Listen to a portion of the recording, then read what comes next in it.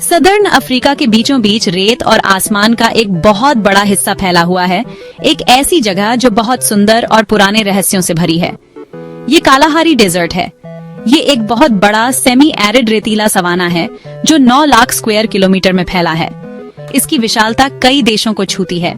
ये बोत्सवाना के एक बड़े हिस्से, नामीबिया के कुछ हिस्सों और यहाँ तक कि साउथ अफ्रीका तक फैला हुआ है।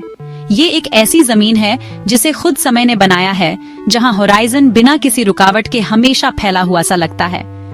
कलाहारी नाम टस्वाना शब्द गगाला से आया है, जिसका मतलब बहुत प्यास है, या गगाला गाड़ी से, जिसका मतलब पानी रहित जगह है। ये नाम इस मुश्किल फिर भी सरप्राइजिंगली वाइब्रेंट दुनिया के एसेंस को पूरी तरह दिखाता है। कालाहारी सिर्फ एक जैसा लैंड नहीं है, बल्कि अलग अलग एनवायरनमेंट का एक मिक्स है। ये विशाल कालाहारी बेसिन का हिस्सा है, जो और भी आगे अंगोला, जाम्बिया और जिम्बाब्वे तक फैला हुआ है। ये पूरा इलाका एक कोलोसल उथला बेसिन है, जो लाखों सालों में बना एक जियोलॉजिकल मार्वल है।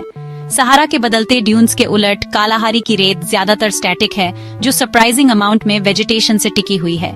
ये इसे एक बहुत ही खास तरह का डेजर्ट बनाता है, एक ऐसा डेजर्ट जो सिंपल क्लासिफिकेशन को चुनौती देता है और हमें इसके यूनिक कैरेक्टर को करीब से देखने के लिए इनवाइट करता है।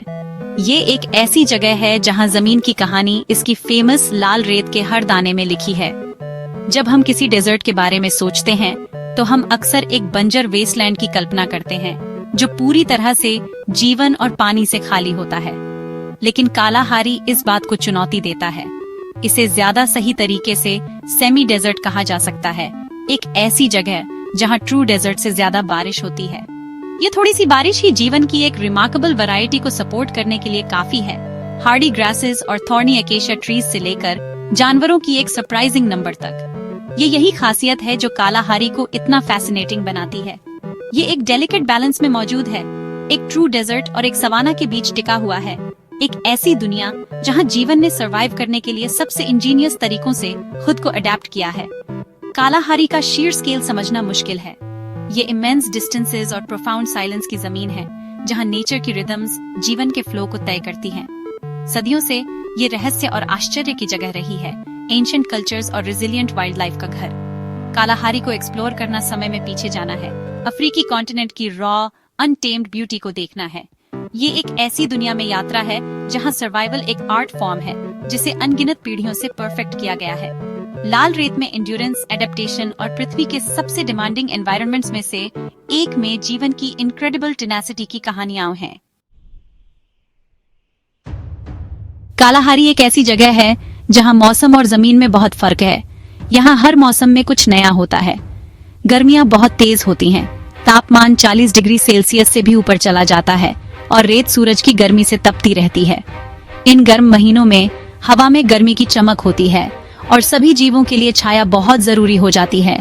फिर भी रातें बहुत ठंडी हो सकती हैं, जो रेगिस्तान के मुश्किल मिजाज की याद दिलाती हैं। दिन और रात के तापमान में इतना बड़ा बदलाव रेगिस्तानी मौसम की खास पहचान है, एक रोज की चुनौती जिसे हर पेड़ पौधे और जानवर को अगले सूरज को देखने के लिए सहना पड़ता है। वहीं सर्दियों में मौसम एकदम अलग होता है। दिन हल्के और धूप वाले हो सकते हैं, लेकिन रातें बहुत ठंडी होती हैं। तापमान अक्सर 0 डिग्री से भी नीचे चला जाता है। खुले मैदानों में पाला पड़ना आम बात है। इस सूखे इलाके में यह एक खूबसूरत पर मुश्किल नजारा है। कालाहारी में बारिश बहुत कम और कभी भी हो सकती है, आमतौर पर नवंबर से अप्रैल के बीच, जो गर्मियों के महीने होते हैं। ये बारिशें अक्सर जोरदार तूफानी बादलों के साथ आती हैं, जो कुछ ही घंटों में सूखी जमीन को बदल देती हैं। नमी का ये छोटा सा समय जीवन के लिए बहुत जरूरी है, जिससे नई हरियाली उगती है और पानी के छिपे हुए स्रोतों को भर देती है। यहाँ की जमीन भी मौसम की तरह ही अलग है। कालाहारी अपने लंबे समानांतर रेत के टीलों के लिए मशहूर है, जिनका रंग रेत के दानों पर जमे आयरन ऑक्साइड की वजह से खास लाल भूरा होता है। दूसरे रेगिस्तानों के लगातार हिलते डुलते टीलों के उलट ये टीले पुराने और स्थिर हैं, जो काफी हरियाली से टिके हुए हैं। इन टीलों के बीच में बड़े सपाट मैदान हैं, जिन्हें ड्यून स्ट्रीट्स कहते हैं। यहाँ की जमीन में बड़ी बड़ी नमक की झीलें भी हैं, जैसे बोत्सवाना में माक गादिक गादी पैन। ये हजारों साल पहले सूख चुके पुराने बड़े झीलों के अवशेष हैं, जो दोपहर की धूप में चमकते हुए नमक और मिट्टी के सफेद मैदान छोड़ गए हैं। ये मैदान गीले अतीत की भूतियां याद दिलाते हैं और आज के इकोसिस्टम में एक खास भूमिका निभाते हैं। कम बारिश के मौसम में इनमें से कुछ में पानी की एक पतली परत जमा हो सकती है, जो राजहंसों और दूसरे प्रवासी पक्षियों के बड़े झुंडों को अपनी ओर खींचती है, जिससे जीवन का एक शानदार नजारा देखने को मिलता है। हालांकि साल के ज्यादातर समय ये मैदान सूखे और बेजान रहते हैं। यह अनोखी जगह लाल टीलों से लेकर बंजर सफेद मैदानों तक अलग अलग तरह के ठिकाने बनाती है। एक जैसी दिखने वाली इस जमीन में यही विविधता है जो कालाहारी को अपने जीवन के खजाने को बनाए रखने में मदद करती है, जिससे यह एक बहुत ही खास और मनमोहक जगह बन जाती है। कालाहारी की मुश्किल कंडीशंस में लाइफ ने सच में अमेजिंग तरीकों से खुद को ढाल लिया है। यहाँ की वेजिटेशन सर्वाइवल का एक मास्टर क्लास है। यहाँ के प्लांट्स ड्राउट और हीट को झेलने के लिए बने हैं। आपको यहाँ हार्डी ग्रासेस मिलेंगी जो महीनों तक डोरमेंट रह सकती हैं और हल्की सी बारिश के बाद ही फिर से एक्टिव हो जाती है। इस लैंडस्केप पर थॉर्नी ट्रीज का राज है, जैसे कैमल थॉर्न एकेशिया, जिनकी गहरी टैपरूट जमीन में बहुत नीचे तक पानी तक पहुंच सकती है। इसकी क्रेसेंट शेप्ड पॉड्स कई एनिमल्स के लिए जरूरी न्यूट्रिशन देती हैं। एक और इनक्रेडिबल प्लांट सैमा मेलन है, एक वाइल्ड वाटरमेलन जिसमें 90% से ज्यादा पानी होता है। यह छोटा सा फ्रूट लंबी ड्राई सीजन में एनिमल्स और इंसानों दोनों के लिए हाइड्रेशन का एक क्रिटिकल सोर्स है। कालाहारी का एनिमल किंगडम भी उतना ही रेजिलिएंट और सरप्राइजिंगली डाइवर्स है। यह आइकॉनिक अफ्रीकन स्पीसीज का रेलम है जिन्होंने इस सेमी डेजर्ट को अपना घर बना लिया है। हर्बीवोर्स के बड़े बड़े झुंड जैसे स्प्रिंगबॉक, जेम्सबॉक, जिन्हें ऑरिक्स भी कहते हैं, और वाइल्ड बीस्ट प्लेन्स में घूमते रहते हैं, लगातार ग्रेजिंग और पानी की तलाश में चलते रहते हैं। जेम्सबॉक एक ट्रू डेजर्ट स्पेशलिस्ट है जो बिना पानी पिए लंबे समय तक रह सकता है, क्योंकि वह अपने खाने वाले प्लांट्स से मॉइस्चर लेता है और दिन के दौरान अपने बॉडी टेम्परेचर को इनक्रेडिबल लेवल्स तक बढ़ने देता है। ये स्वेटिंग के जरिए पानी के लॉस को कम करता है, जो एक्सट्रीम हीट के लिए एक ब्रिलियंट फिजियोलॉजिकल एडेप्टेशन है। जहाँ हर्बीवोर्स होते हैं वहाँ प्रेडेटर्स भी ज्यादा दूर नहीं होते। कालाहारी अफ्रीका के कुछ सबसे फॉर्मिडेबल हंटर्स का घर है। फेमस ब्लैक मेन्ड कालाहारी लायंस अपने सैवाना कजन से ज्यादा बड़े और पावरफुल होते हैं, जो वास्ट टेरिटोरीज पर राज करने के लिए एडेप्टेड हैं। लेपर्ड्स अपनी स्टेल्थ का इस्तेमाल स्पार्स कवर में हंट करने के लिए करते हैं, जबकि चीटास ओपन प्लेन्स में प्री को पकड़ने के लिए अपनी एक्सप्लोसिव स्पीड पर डिपेंड करते हैं। लेकिन शायद सबसे फैसिनेटिंग प्रेडेटर ब्राउन हाइना है, एक शाय और इलूसिव क्रीचर जो एक मास्टर स्कैवेंजर है। इस चैलेंजिंग एनवायरनमेंट में हर अपॉर्चुनिटी का सबसे ज्यादा फायदा उठाने के लिए परफेक्टली सूटेड है। छोटे क्रीचर्स भी जैसे मीरकैट यहाँ कॉम्प्लेक्स सोशल कोऑपरेशन के जरिए थ्राइव कर चुके हैं। इन सभी क्रीचर्स के लिए सर्वाइवल की पानी की स्कैर्सिटी से कोप करने की उनकी एबिलिटी है। कई एनिमल्स ने अपने खाने से ही अपनी जरूरत का सारा मॉइस्चर पाने के लिए इवॉल्व किया है, जैसे रूट्स, ट्यूबर्स और अपने प्रे का ब्लड। दूसरे जैसे डेजर्ट अडेप्टेड एलिफेंट्स की इनक्रेडिबल मेमोरीज होती हैं, जिससे वे वास्ट डिस्टेंसेस में सीजनल वाटर होल्स की लोकेशंस को याद रख पाते हैं। वे अपनी ट्रंक्स और फीट का इस्तेमाल करके ड्राई रिवरबेड्स में पानी के लिए डिग भी कर सकते हैं। हर स्पीसीज, सबसे छोटे इंसेक्ट से लेकर सबसे बड़े मैमल तक, के पास स्किल्स और एडेप्टेशंस का एक यूनिक सेट है, जो एवोल्यूशन की पावर का एक टेस्टमेंट है कि यह लाइफ को सबसे डिमांडिंग वर्ल्ड्स में भी फिट कर सकती है। हजारों सालों से कालाहारी दुनिया की सबसे पुरानी संस्कृतियों में से एक सान लोगों का घर रहा है। परंपरानुसार शिकारी संग्राहक होने के कारण सान लोगों को इस पर्यावरण की अद्वितीय समझ है। जमीन के बारे में उनका ज्ञान सिर्फ सीखा हुआ नहीं है, यह एक गहरा आध्यात्मिक संबंध है जो अनगिनत पीढ़ियों से चला आ रहा है।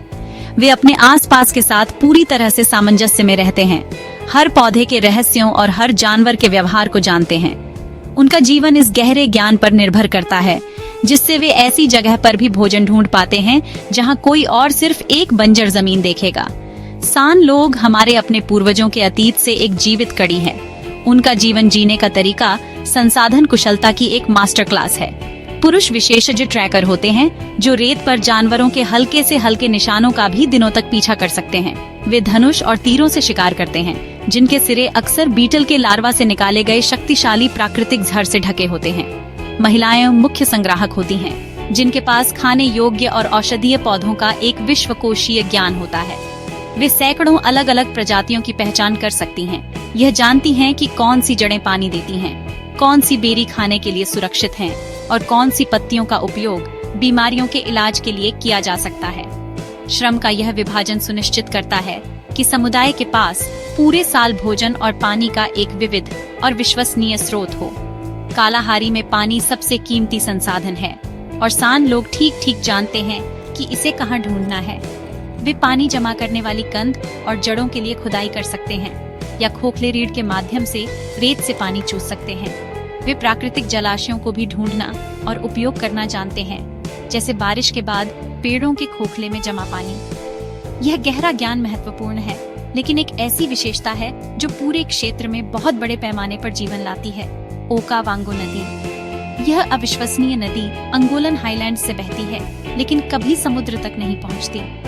इसके बजाय यह कालाहारी की रेत में फैल जाती है, जिससे ओकावांगो डेल्टा बनता है, एक विशाल हरा भरा अंतर्देशीय आर्द्र भूमि। यह डेल्टा एक सच्चा नखलिस्तान है, वन्य जीवों के लिए एक चुंबक और इस क्षेत्र के लोगों के लिए एक महत्वपूर्ण संसाधन है। यह रेगिस्तान के एक बड़े हिस्से को लैगून, चैनलों और द्वीपों के एक पानी वाले स्वर्ग में बदल देता है। ओकावांगो डेल्टा का अस्तित्व कालाहारी की एक अर्ध रेगिस्तान के रूप में अद्वितीय पहचान को रेखांकित करता है। इसलिए कालाहारी बहुत महत्वपूर्ण है, न केवल अद्वितीय वन्य जीवों और प्राचीन मानव संस्कृतियों के लिए एक अभयारण्य के रूप में, बल्कि अनुकूलन और उत्तरजीविता का अध्ययन करने के लिए एक जीवित प्रयोगशाला के रूप में भी। इस नाजुक पारिस्थितिकी तंत्र की रक्षा करने का मतलब है कि हमारे ग्रह की प्राकृतिक और मानव विरासत के एक अनमोल टुकड़े को आने वाली सभी पीढ़ियों के देखने और सीखने के लिए संरक्षित करना।